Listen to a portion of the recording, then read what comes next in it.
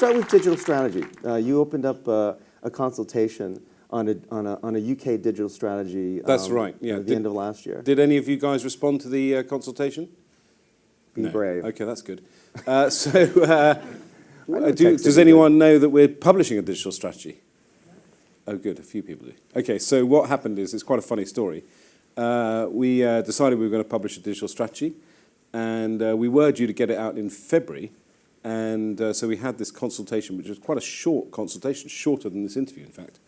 And it started just before Christmas, and it ended in January. It's quite tight. But we did get about 400 people responding with some really great stuff, actually. Then it fell out of the diary because of this infamous thing called the Downing Street grid, where you have to get your announcement. You have to find a place in among all the other government announcements. So we've now got a bit more time to refine it, although I happen to think it's looking very good at the moment. And really what it is it's trying to pull together all the different initiatives the government is doing in the digital space, which in itself is often hard to define what digital space is. But broadly speaking, it's about connectivity, the broadband and 4G and mobile connectivity, and the future of that as well. It's about what you're doing here, really, which is how you support tech businesses in the UK and how you encourage people to come to the UK and grow their business, as well as start a business in the UK and scale up, which is becoming more and more a focus, I think, of people's thinking. It's about what government can do across, as it were, what I call the kind of public sector, so education, health, transport, all the areas where government spends a great deal of money. What can it do to foster digital innovation in those sectors and to push digital transformation? And then it's about what we do as a government in terms of interacting with citizens. Gov.uk, which is a great pioneer in terms of being able to digitally transact with government. So we're working on that, and we hope to publish it as soon as we can. Okay, great. I guess, I mean, you heard some of the funny negative quotes that I started this section off with. What do you think has brought us to where we are today? I know it's not one thing, but are there things you think, I mean, and were you, I suppose, in that time early on, I mean, equally bullish that we could get to where we are today? In terms of tech in the UK? Yeah. No, I wasn't. I mean, I was a skeptic when, so I can't claim really very much credit at all for what's happened in the UK. Because when we started in 2010, it was really driven by a guy called Rohan Silva, who I'm sure you all have come across, who's now running Second Home. And he really was a great tech evangelist at the very heart of government. And he was in Downing Street, in fact. So his ability to influence and shape government policy was very strong. And I think Rohan can take a lot of the credit for establishing Tech City. I'm sure a lot of other people would say they had a role in it. And I was a Tech City skeptic. I thought, why are we setting up effectively a kind of quango in Shoreditch to pick businesses that are going to succeed? I just couldn't sort of get my head around it. I thought it was a kind of tech version of 1970s industrial strategy. But actually, once Tech City had established itself, and I think it's done an amazing job, I think it's been the catalyst. I think it's been at the heart. I know there have been lots of other factors that have made a difference. But really what it's done is, it's first of all, it's acted as a beacon for tech. It's a shorthand for saying the government is interested in tech and wants to champion the tech economy. Secondly, it's become a feedback loop for government, if you like. So by being close to the tech community, it's able to say to government, these are the things that are acting as a brake on growth. And thirdly, it's become a sort of national organisation, so it's supporting the clusters, and you obviously are in Tech North. It's supporting the clusters all around the country. So I think that's made a big difference. And then I think obviously the focus on particular tax incentives and so on to allow people to invest in startups has been very good. I think the skills base has been very important. We continue to push on how we can change education systems to encourage more people to study the subjects they need and to make sure the kind of degrees and college courses they follow are up to date. And dare I say it, I think being part of Europe has also helped foster the tech economy. So good, I'm glad to see this audience is leaning in a certain direction. I'm not surprised to see. So why are you pro-Europe? And since you've brought up this interesting topic of the day. Well, again, I mean, I hate to kind of give the impression that I get things wrong and then change my mind, but you know, I am a Eurosceptic, and I think most of us in the Conservative Party are certainly Eurosceptics in the sense that we don't particularly like Brussels, and we find it quite bureaucratic and difficult to deal with. And there is a kind of issue about, you know, your as a country giving up your sovereignty to get a lot of the benefits of the single market. So that's one thing where you can see kind of where the Eurosceptic position comes from. But actually, I think partly working as a minister as well, you really do see the benefits of being part of this enormous single market. First of all, I mean, there is a business benefit. So, for example, I look after the broadcasting sector. I think there are something like 500 broadcasting companies based in London, all of whom are based here because the single market is doing exactly what it says on the tin. I know lots of people say there are things wrong with it, but they are able to take advantage of UK broadcasting regulations, which are good and tough, to broadcast throughout the European Union. So they can set up one base and broadcast throughout. Now, and I find in terms of looking after the creative industries, you know, the advertising industry, TV and film, you get a lot of companies that are, you know, a United Nations, and you walk into the office and there are people from many different nationalities. You see, for example, advertising companies basing their European HQ in London, but actually being able to handle their Spanish business from London or whatever. And obviously, in terms of getting to know the tech community, you couldn't get a better example of a community which draws on talent wherever it can find it, and I think particularly benefits from being able to draw on that pool of talent within the single market. So I think the benefits are legion. And I also think when people say that, I'm sorry I'm going on a bit, but I just want to get this out of my system. When people say, you know, Europe is holding us back, how is it holding us back? You know, I can't think of anything. You know, whether or not you agree with what the government has done, I can't think of any of the big things this government has done that have been prevented by Europe, whether it's health reform, education reform, or indeed the changes we've brought into the economy to try and turn it around. So I don't think Europe is holding us back, and I think Europe is a huge advantage, particularly for this community. So I do hope you will all speak up. There's a story going around the last couple of days, I think, that, you know, one could lose the referendum because people who want to come out of Europe are more likely to vote than people who want to stay in. So do remember that every vote counts, every vote is equal, and you've got to speak up if you want to see what you believe in happen.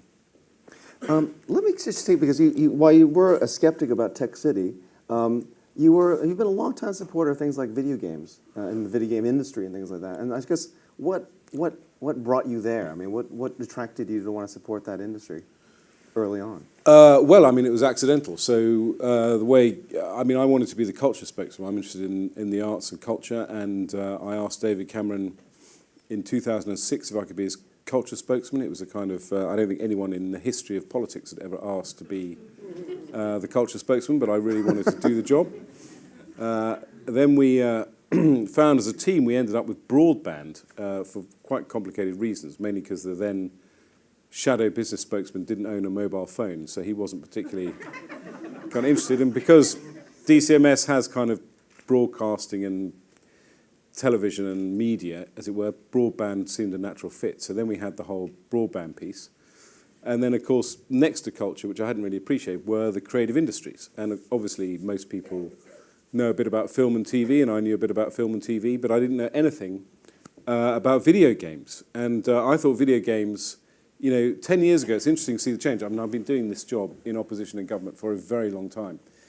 10 years ago, the main topic of conversation in Parliament on video games was whether or not watching a video game turned you into a killer, as it were. So you know these stories that you sometimes occasionally see in the press. And I don't think there was a huge understanding of the video games industry or what it entailed. And I suddenly discovered this industry that I knew nothing about. And I discovered, you know, people working in it were studying, you know, the hard subjects, as it were, you know, physics and computer science. We were world leaders. I mean, our position was falling back, which is why we introduced the video games tax credit, but we were world leaders. The industry was present throughout the UK. So, I mean, it's a regional industry, Brighton, Dundee. I mean, absolutely fantastic. Not concentrated just on London. It did have an arts element. A lot of people in the industry say you can't work in this industry unless you can cover both sides, as it were, creativity and the arts alongside the hard sciences. So I thought, what's not to like? And I became a complete devotee. And I think over the last 10 years, a lot has changed in Parliament in terms of the perception of video games. I think a lot of that has been the cultural change, smartphones, a lot more people playing video games, MPs playing Candy Crush when they're meant to be paying attention in a select committee, that kind of thing. The gender balance, certainly in people who play games, is very good. Actually I think more women now play games than men. The gender balance in the industry is not as good as it should be, but I hope that will change in the near future. But it is a fantastic industry and one that politicians should champion. Do we have time to take one from the audience? Or do you need to Yes, shoot? Is that all right? I'm enjoying myself now. I'm getting into this. All right. I want to know why Eileen Burbidge was late. I dragged myself out of bed. I left my weeping children at home because Eileen had demanded my presence here. Cheers. And then, right. Yeah, sorry about that. Hi, nice to see you. I missed my school runs too, for you. The last two times I've missed school runs are for you, just so you know. Brilliant. Not that I like you more than my kids. But, no, sorry I'm late, everybody. We need a Hyperloop. That would help me. We do, Okay. yeah. It's Boris's fault, isn't it? Yeah, let's just blame him. It's the, I mean, I do say, let's just blame him. I got chucked off the tube yesterday because there was the signalling had given out. And I thought, Boris, Sort it out. Did you text him? make the Did you tube text him? run. Yeah. Stop taking pops at Obama and Yeah. make the tube run on time. Something they'll make you transport minister. Yeah, maybe. Yeah, so I am really sorry I'm late. One of my roles is as chair of Tech City, and that does mean that one of my objectives is to annoy Ed Yes. at every possible turn. You're so doing that actually, very well. I was just waiting upstairs, having a drink. And thank you, Herb, for sort of kicking us off. And I heard, the conversation about Brexit, digital single market and Yes. such. That means I can now ask all the irreverent questions because yes. he's kind of done the official ones. Yes. Okay, no, but seriously, as a transition, I heard you talking about the gaming market as well. Yeah. This whole conference and today, what Herb's assembled and the team has gathered together is to talk about what next. So what do you think? I mean, you've been part of government and all of the massive support over the last 5 years for what's happened here in London. We've now got 10 times more venture financing coming into the sector than was the case 5 years ago, double last year over what we had 2 years ago. We've got a massive boom in the sector, great job creation, tax contributions, about 11 to 15% of GDP contribution, over 160 billion in turnover. So what next? Well, I talked a bit earlier about our digital strategy, but I think just to flesh that out, I think, first of all, as you, I think, hinted with your question, you can't be complacent. The job is not done. The job is never done. But I feel that, we've had the first phase, the kind of first 5 years of success since Tech City was created. So we now have to push on. And I think what is happening is, first of all, looking at particular sectors that we can support. The fintech sector, for example, I think health tech as well. Government getting into a mindset where it removes barriers rather than tries to impose them. So the whole kind of debate on Uber and the sharing economy is a good example of that. So I think that's one issue we need to look at. We need to look at the emerging areas where the UK is going to have a competitive advantage and for government to get behind them in practical ways. I think the other agenda that's moving up the agenda is scale-ups. So I do think that we have had massive success in startups. Mm-hmm. You run the Future 50 campaign, which identifies companies that are scaling up and give them practical support. I think government has to also look at what it can do to help companies that have gone through the first phase and are clearly, fingers crossed, here to stay and are going to grow. What can we do there? So I think that's probably the second thing that's going to be very important. That's all perfect, because here on Budget Day, I really just did that to ask for more budget. But well, I want to give you more budget. But, it's easy. Okay, and then more specifically for the audience and for the community, because we are, in effect, preaching to the converted. Anyone who's here is obviously invested in the digital economy, part of the sector, contributing to it sort of day in, day out. What do you want the community to be thinking in terms of what next, whether it's for the British economy, whether it's for next generations? What sorts of things do you think we might be missing as a sector or people who are in the sector already?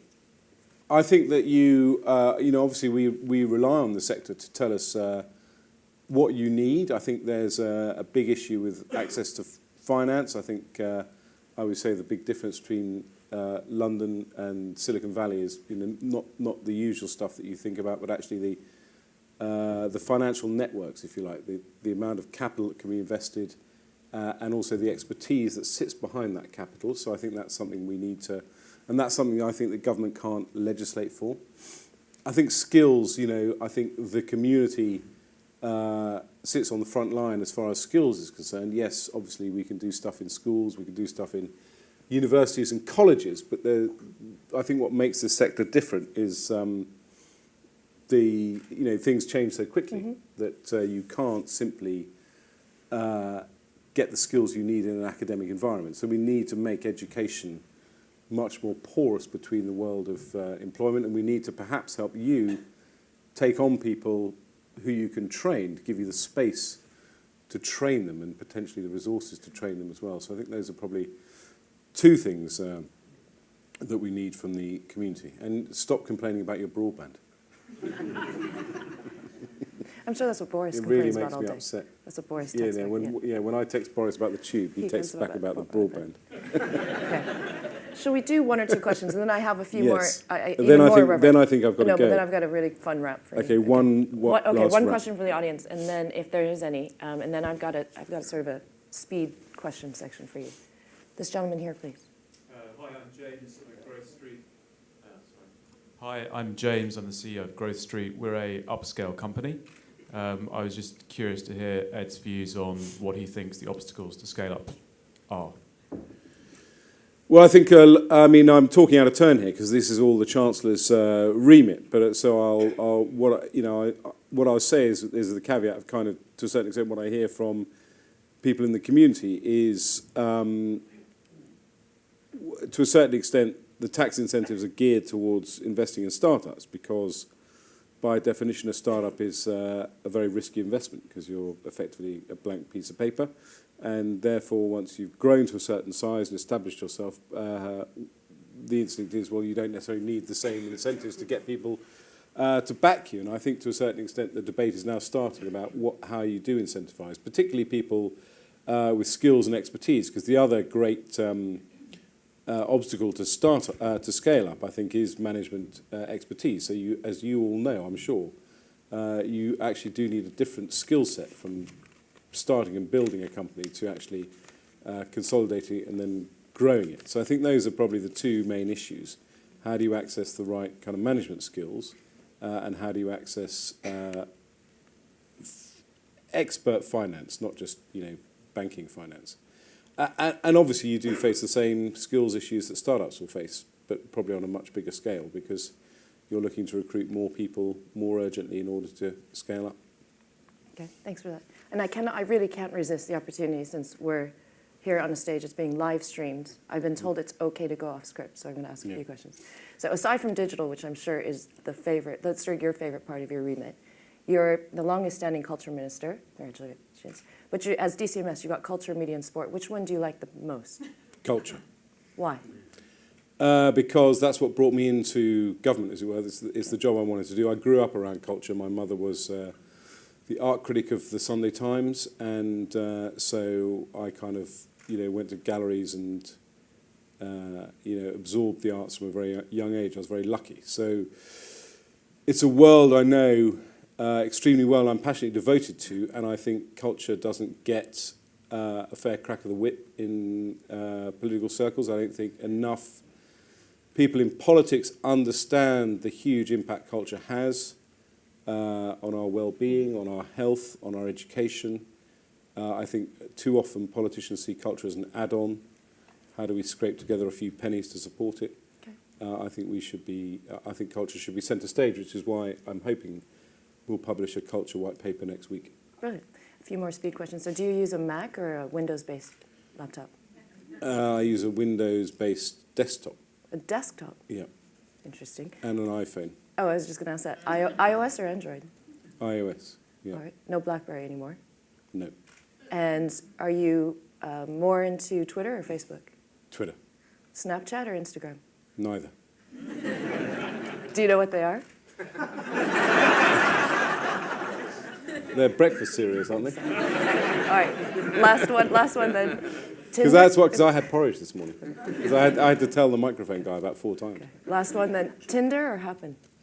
Oh, well, that's, well, Oh, he does know what those are. obviously, All right. No, Actually, actually, no, don't say that. Don't answer that. I vaguely heard of Happen.